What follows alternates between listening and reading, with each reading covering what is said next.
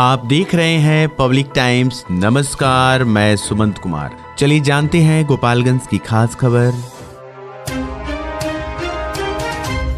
गोपालगंज प्रभारी पुलिस अधीक्षक हृदयकांत ने मीडिया को जानकारी देते हुए बताया कि माजा में हुए मंदिर के केयर टेकर मनोज कुमार की हत्याकांड को लेकर कुछ लोगों को हिरासत में लिया गया है। मंदिर के भूमि को लेकर विवाद चल रहा था। पुलिस उस एंगल से भी अनुसंधान कर रही है और मृतक मनोज शाह मंदिर के पुजारी नहीं थे, बल्कि उसके केयर टेकर के रूप में सेवा दे रहे थे। ऐसे में पुलिस सभी बिंदुओं पर अनुसंधान कर रही है और पुलिस पर पथराव तथा सड़क जाम करने के मामले में भी कार्रवाई की जाएगी। जिन्हें हिरासत में लिया गया है उनसे इस कांड को लेकर पूछताछ की जा रही है। इसके अलावा भी इस पूरे प्रकरण में कई लोगों को चिन्हित किया गया है जिन पर कार्रवाई होगी। किसी भी स्थिति में पुलिस टीम पर हमला या कानून का उल्लंघन करने वाले लोग बख्शे नहीं जाएंगे और इस हत्याकांड में जिनकी भी संलिप्तता होगी उसे जल्द ही उजागर किया जाएगा और आरोपियों की गिरफ्तारी कर उन्हें सख्त से सख्त सजा भी दिलाई जाएगी। पुलिस अधीक्षक और सदर एसडीपीओ कई वरिष्ठ पदाधिकारियों के साथ घटनास्थल पर पहुंचकर जांच पड़ताल किए और पीड़ित परिवार से भी इस मामले में पूछताछ की गई है। इसके अलावा मंदिर में भी घटना के दिन मौजूद लोगों से पूछताछ की गई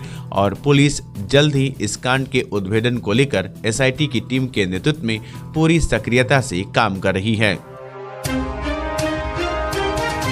गोपालगंज में पुजारी के बेटे मनोज शाह की हत्या कर शव को घर से थोड़ी दूरी पर फेंक दिया गया था। वहीं इस हत्याकांड के दूसरे दिन भी एफआईआर दर्ज नहीं हो सकी। हालांकि भाजपा नेता व प्रतिपक्ष विधान परिषद हरीश सहनी सहित कई भाजपा नेता मृतक के परिजनों के घर पहुंचे, उनसे मुलाकात की और उन्हें हर संभव सहायता व न्याय दिलाने का आश्वासन दिया। आपको बताते चले कि माझागढ़ के जगन्नाथा गांव के युवक मनोज शाह की निर्मम हत्या की गई थी। हत्या के बाद उसके शव को घर के पास में ही बने गड्ढे में फेंक दिया गया था। बताया जाता है कि युवक मनोज शाह मंदिर के पुजारी का पुत्र था, मंदिर का केयर टेकर भी था। वह बीते 6 दिनों से घर से लापता था। इसके गुमशुदगी को लेकर माझागढ़ थाना में लिखित शिकायत दर्ज कराई गई थी। शनिवार की सुबह में मृतक के शव मिलने की सूचना के बाद सैकड़ों की संख्या में लोग NH 27 पर दानापुर के पास पहुंची और यहां पर NH 27 को कई घंटे तक जाम कर दिया। जाम को छुड़ाने पहुंची पुलिस पर आक्रोशित ग्रामीणों ने पथराव किया, जिससे पुलिस की जिप्सी वैन भी क्षतिग्रस्त हो गई। इस पथराव में 2 पुलिसकर्मियों को भी चोटें आई हैं। हालांकि पुलिस एहतियात के तौर पर कुछ लोगों को हिरासत में लेकर पूछताछ कर रही है। गोपालगंज के प्रभारी एसपी हृदयकांत ने बताया कि हत्या के बाद स्थिति नियंत्रण में है। मामले को लेकर एसआईटी का गठन किया गया। उन्होंने कहा कि सदर एसडीपीओ के नेतृत्व में पुलिस टीम मामले की छानबीन कर रही है। उन्होंने बताया कि सीसीटीवी कैमरे में मनोज शाह रात के अंधेरे में घर से अकेले निकलते हुए देखे गए। उन्होंने बताया कि पुलिस सभी पहलुओं पर जांच कर रही है। शक के आधार पर कुछ लोगों को हिरासत में लिया गया है। वहीं मृतक के परिजनों से मिलने के लिए नेता प्रतिपक्ष हरीश सहनी जगन्नाथा गांव पहुंचे। यहां पर उन्होंने मृतक के परिजन अशोक शाह से मुलाकात की और उन्हें हर संभव सहायता व मदद दिलाने का भरोसा दिलाया। उन्होंने स्थानीय पुलिस प्रशासन पर जमकर भड़ास निकाली और कहा कि प्रशासन को लॉ एंड ऑर्डर बहाल करने के लिए भेजा जाता है, लेकिन यहाँ पर जंगल राज कायम है। सबसे पहले तो मैं आपको ये कहना चाहूँगा, जो मृतक था वो उस मंदिर के पुजारी नहीं थे। मनोज शाह नाम है उनका। तो वहाँ मंदिर के केयर टेकर थे और रात में जाके वहाँ पे सोते थे और मंदिर की देखभाल किया करते थे। ठीक है। दिनांक 10 तारीख को रात में मनोज शाह वहाँ पे जब सोए हुए थे तो रात में उनके गायब होने की सूचना मिली। जाके वहाँ पे लगे सीसीटीवी फुटेज का अवलोकन किया गया तो उससे ये पाया गया कि मंदिर के दरवाजे को खुद ही वो लॉक करके बाहर जाते हुए दिखाई दिए। फिर कल प्रातः में उनका शव बरामद हुआ है। तो संभावना व्यक्त की जा रही है कि उसके बाद उनकी हत्या कर दी गई है। पुलिस सभी बिंदुओं पर तहकीकात कर रही है। मंदिर से संबंधित भूमि विवाद का भी मामला सामने आया है। पूर्व के अन्य विवादों के बारे में भी छानबीन की जा रही है। हमारी एसआईटी गठित की जा चुकी है एसडीपीओ सदर के नेतृत्व में। डीआईओ की टीम और थाना की टीम भी अपने स्तर से काम कर रही है। मुझे उम्मीद है कि बहुत ही जल्द इस घटना का उद्भेदन किया जाएगा। प्रथम दृष्टया क्या लग रहा है सर हत्या के? अभी कुछ भी कहना जल्दबाजी होगी। सभी बिंदुओं पर छानबीन चल रही है। जैसे ही कुछ भी उद्भेदन होता है तो आप लोगों को सूचित किया जाएगा। गिरफ्तारी वगैरह या अभी कुछ लोगों को पूछताछ के लिए हिरासत में लिया गया है। अन्य टेक्निकल इनपुट आने पे और भी उनसे पूछताछ की जाएगी। जैसे भी साक्ष्य सामने आते हैं आप लोगों के साथ साझा किया जाएगा।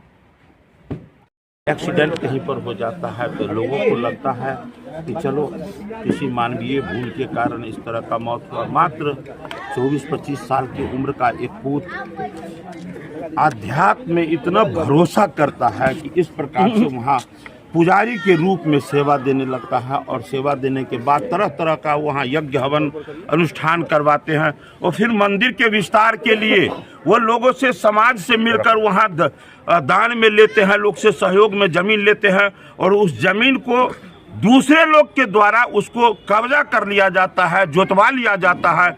इन बातों की जानकारी थाना को सीओ को दिया जाता है तो थाना पर उसके द्वारा बोला जाता है कि दोबारा तुम जमीन पर पांव रखोगे तो जिंदा नहीं बचोगे।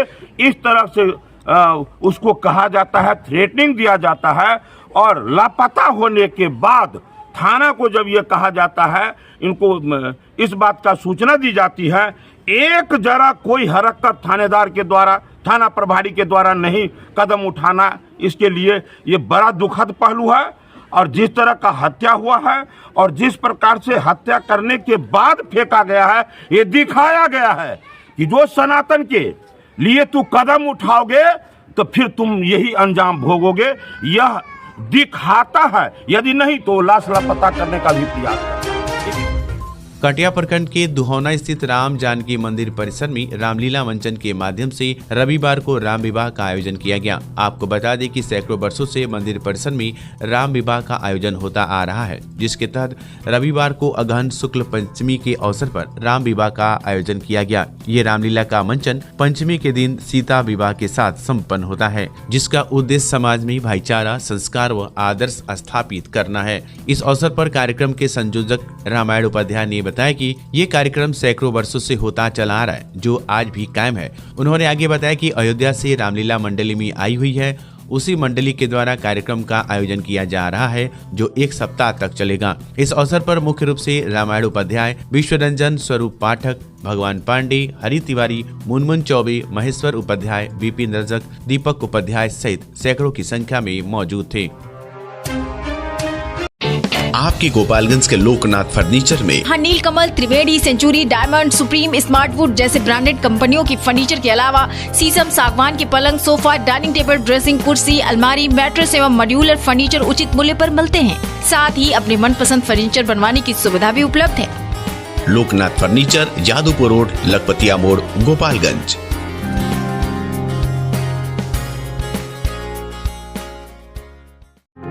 गोपालगंज में पहली बार ब्रेन का सफल ऑपरेशन हुआ। अब से गोपालगंज में दिमाग, रीढ़ की हड्डी, नस एवं दर्द रोग, शुगर यानी मधुमेह, थायराइड का इलाज हुआ संभव। A2 hospital, doctor Aslam Parvez neurosurgeon, doctor Asma Khan diabetes thyroid specialist के संरक्षण में आधुनिक मशीनों की मदद से न्यूरो संबंधी मरीजों का इलाज अब होगा और भी आसान। किसी भी प्रकार के दर्द एवं न्यूरो रोग के निदान के लिए अभी संपर्क करें। A2 हॉस्पिटल, न्यूरो अस्पताल, आर्ट कॉलेज रोड, IB के सामने, गोपालगंज।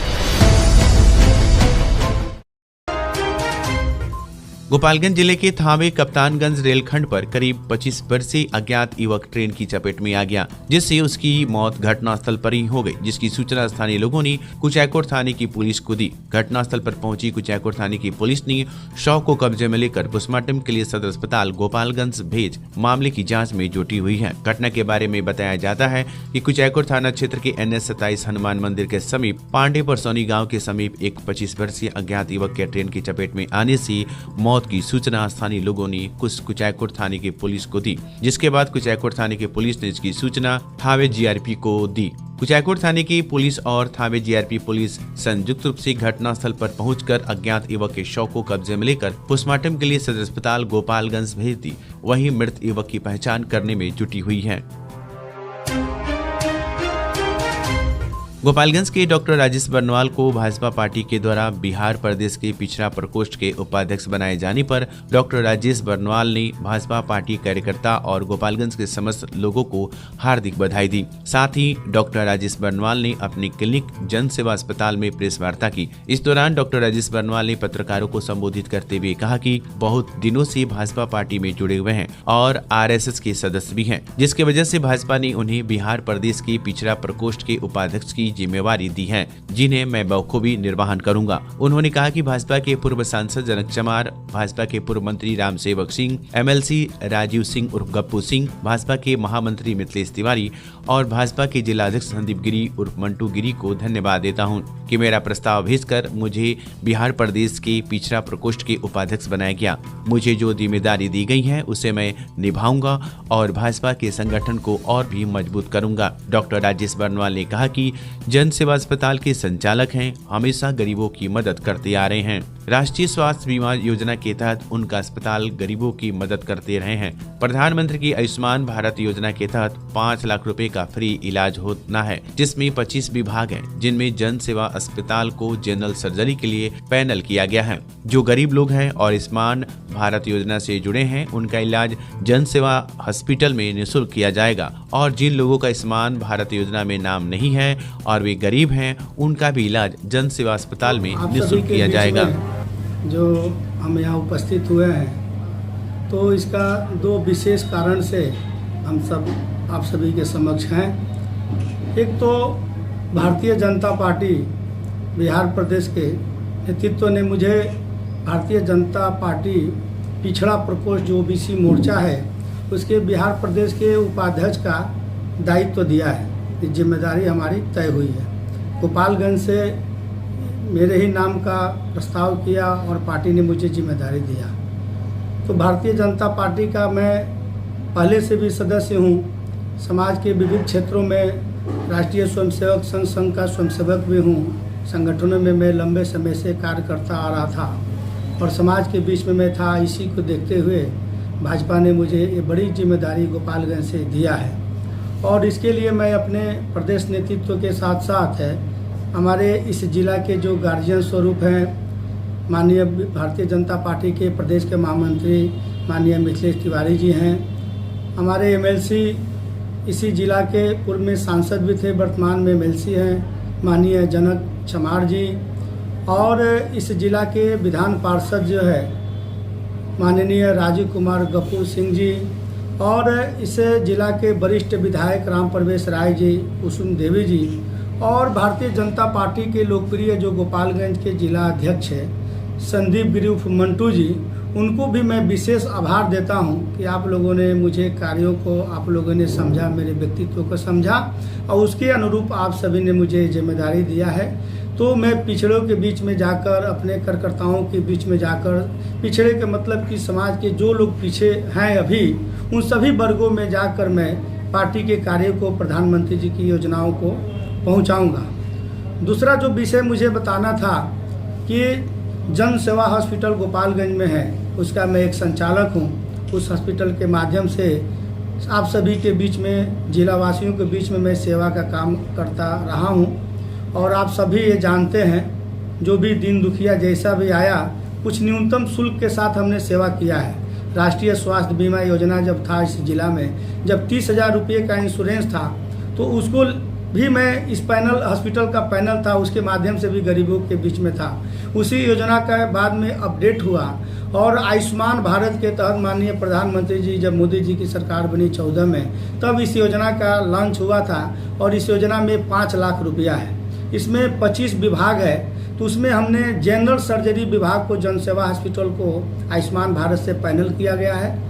तो ऐसे जो गरीब हैं जिनका नाम इस योजना से जुड़ा हुआ है, उन तक अभी जो जानकारी नहीं भी हो पाई है, जो इस योजना का लाभ नहीं ले पाए हैं, तैसे प्रधानमंत्री जी का जो महत्वाकांक्षी योजना है, उस योजना जैसे गोपालगंज जिला में लगभग जो है 9 लाख लाभार्थी हैं, तो इस योजना को उनके पास तक मैं ले जाऊंगा। ये पार्टी का भी कार्य है, हमारे संस्था का भी कार्य है और इससे जो है गरीबों का भला भी होगा। उनका ऑपरेशन बिल्कुल निःशुल्क होगा। ऐसे जब ऑपरेशन हम लोग करते हैं तो उसका दवा, अल्ट्रासाउंड, जांच और जाने के बाद भी दवा, और 8 दिन तक मरीज रहता है तो उनके खाने की व्यवस्था भी, सारी तरह की सुविधाएँ हम लोग इस योजना के माध्यम से देते हैं। और इसका जो कैशलेस योजना है, इस योजना का जो मद में सरकार हम लोग को पैसा जो है देती है, जब हम लोग गरीबों का इलाज ऑपरेशन करते हैं। तो तो ये विषय जो महत्वपूर्ण है, आप सबसे आग्रह है कि इस योजना को ग्राउंड तक जाए, गरीबों के बीच में जाए।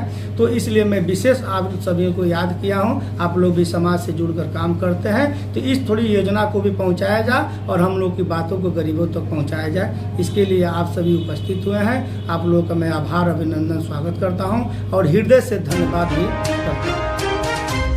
सामुदायिक स्वास्थ्य केंद्र माझा कार्यरत आशा कार्यकर्ता फूलमती देवी की सर्वे कार्य करते वक्त मौत हो गई। आपको बताते चले कि जिला पदाधिकारी गोपालगंज के द्वारा स्वास्थ्य विभाग की समीक्षात्मक बैठक 14/12/2023 को किया गया, जिसमें जिलाधिकारी के द्वारा यह निर्देश दिया गया कि MR1, MR2 एवं लेफ्ट आउट और ड्रॉप आउट चिल्ड्रन की सर्वे सभी पोषण क्षेत्रों में सुचारू रूप से किया जाना है। जिलाधिकारी के आदेश के आलोक में रविवार से अपने कर्तव्य स्थल पर आशा कार्यकर्ता फूलमती देवी सर्वे का कार्य कर रही थी। अचानक दिल का दौरा पड़ने से वह अचेत होकर जमीन पर गिर गई। स्थानीय लोगों के द्वारा इलाज हेतु अस्पताल लाया गया, जहां चिकित्सकों ने मृत घोषित कर दिया। बताते चले कि डॉक्टरों के द्वारा मृत घोषित करते ही परिजनों में चित्कार मच गया।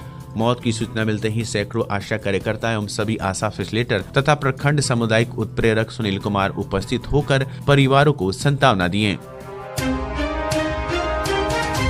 गोपालगंज जिला एवं सत्र न्यायाधीश राकेश मालवीय के निर्देश पर सचिव जिला विधिक सेवा प्राधिकार प्रमोद कुमार मेहता की देखरेख में जिला विधिक सेवा प्राधिकार द्वारा रविवार को हथुआ प्रखंड के मछागर लच्छीराम पंचायत भवन परिसर में विधिक जागरूकता कार्यक्रम का आयोजन किया गया। कार्यक्रम में जिला विधिक सेवा प्राधिकार के पैनल अधिवक्ता ओम प्रकाश तिवारी एवं PLB नूर आलम की टीम ने नालसा विधिक सेवा प्राधिकरणों के माध्यम से आपदा पीड़ित के लिए कानूनी सेवाएं योजना 2010 विषय पर जागरूक किया गया, जिसके अंतर्गत कार्यक्रम में उपस्थित आम जनता को बताया गया कि चाहे प्राकृतिक आपदा हो या मानव निर्मित, पीड़ित प्रातः सचेत नहीं होते और ऐसी स्थिति में जीवन क्षति, बेघर हो जाना, संपत्ति का नष्ट हो जाना, पर्यावरण का नुकसान होना आदि स्थितियां पैदा होती हैं। इस योजना के उद्देश्य ऐसे आपदा पीड़ितों को विधिक सेवाएं प्रदान करना है जो जन आपदा, जातीय हिंसा, बाढ़, भूकंप, सूखा, अकाल, औद्योगिक आपदा आदि से पीड़ित होने के कारण अनपेक्षित अभाव की परिस्थिति में हो, कि इसके बारे में जानकारी दी गई।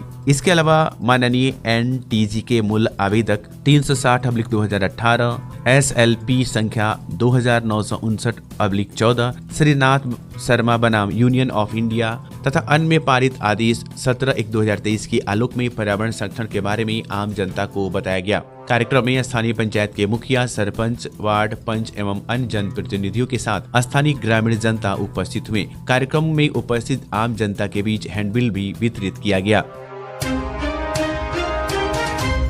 तो ये थी गोपालगंज की खास खबर। आपका दिन शुभ हो। धन्यवाद।